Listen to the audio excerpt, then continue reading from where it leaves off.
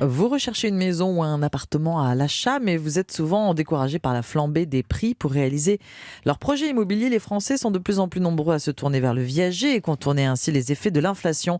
Votre invitée ce matin, Alexandre, c'est Sophie Richard, fondatrice de Viagimo, réseau immobilier spécialiste du viager. Bonjour Sophie Richard. Bonjour, Rappelons enchantée. d'abord peut-être les règles du viager. On parle de deux types de viager, l'occupé et le viager libre.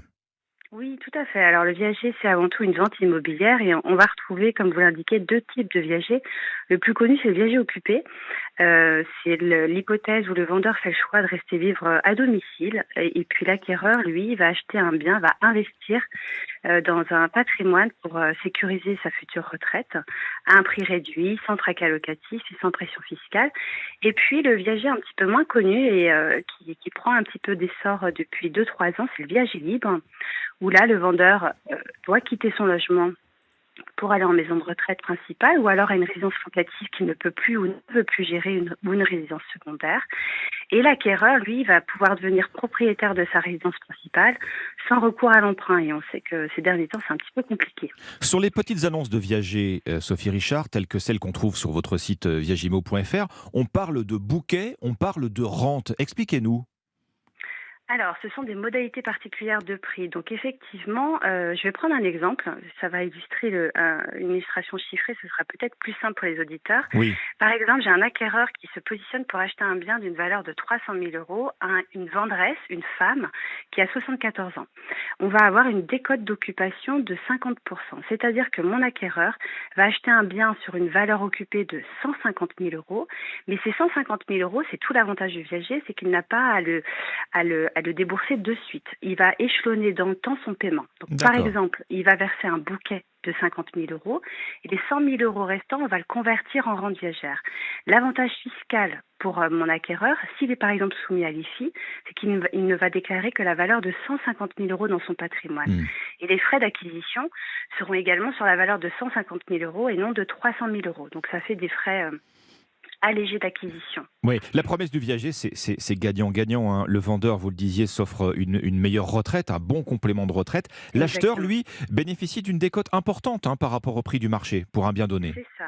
Donc, dans mon exemple, là, il va bénéficier d'une décote sur le prix de 50%. Donc, il y a à la fois un avantage économique, un avantage fiscal, puisque les frais d'acquisition sont réduits et si on est soumis à l'IFI, ben, on peut réduire cette taxe-là, cet impôt.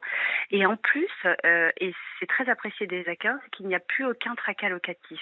Pourquoi? Parce que mon vendeur qui vit dans le logement a un affect considérable pour son bien. Il va continuer à l'entretenir comme Oui. aucun locataire peut-être ne le ferait. Ce qui fait que je retrouve beaucoup d'acquéreurs qui se disent, surtout depuis la crise sanitaire, beaucoup ont une épargne de précaution et avec la crise économique mondiale que nous connaissons avec l'Ukraine et l'inflation, ils se disent voilà, j'ai de l'épargne mais je veux le mettre dans une valeur refuge.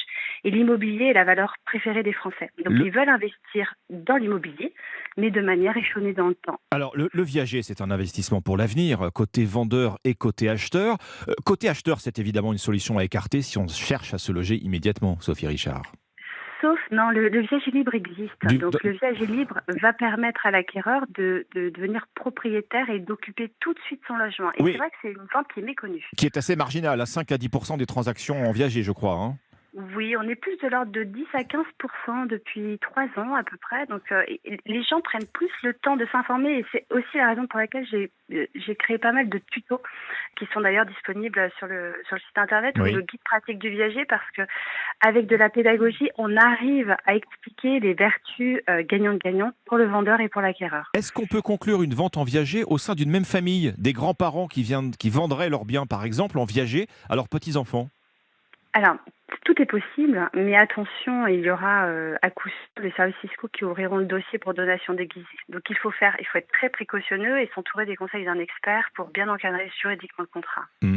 À quel moment avez-vous remarqué ce redécollage du viager? Est-ce que c'est la sortie de crise sanitaire où on a vu, c'est vrai, une ruée sur les maisons, en particulier dans l'Ouest? Est-ce que c'est l'arrivée de la poussée inflationniste qu'on connaît? Alors un petit peu avant, je dirais, depuis les projets des réformes des retraites, puisqu'on se rend bien compte que la retraite est source de crainte pour beaucoup, tant du côté des vendeurs que des acquéreurs. Et de manière générale, notre système de retraite par répartition est à bout de souffle. Et c'est vrai qu'on n'a plus, depuis de longues années maintenant, cette juste adéquation entre le nombre de cotisants et les bénéficiaires, les retraités. Donc on est une société vieillissante avec l'allongement de l'espérance de vie, on a une chute vertigineuse de la natalité et puis on a effectivement cette hausse du chômage, donc moins de cotisants et il nous faut trouver des solutions. Et le viager est à mon sens, un des produits retraite. Comme chacun des salariés peuvent avoir une retraite complémentaire, le viager peut être un produit retraite à part entière. Donc de manière générale, on est dans un contexte socio-économique qui fait que le viager devient une évidence pour beaucoup. Sophie Richard, le viager a longtemps eu mauvaise réputation, hein, c'est vrai, les petites annonces mentionnent l'âge des vendeurs qui occupent le logement. Ce sont des personnes âgées. C'est une pratique qui peut rebuter les acheteurs potentiels? Alors de moins en moins, c'est vrai que les tabous, les idées reçues ont la peau dure, mais comme je vous l'indiquais, avec de la pédagogie, on arrive à lever ces barrières psychologiques.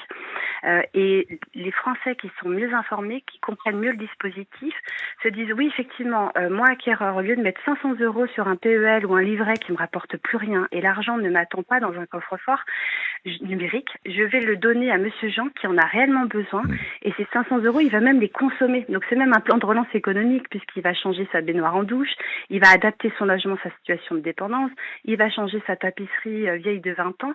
Donc on fait enfin circuler l'argent qui est immobilisé de part et d'autre. Merci Sophie Richard. Je rappelle que vous êtes Merci à vous. fondatrice de Viagimo, réseau immobilier spécialiste du viager. Merci à vous.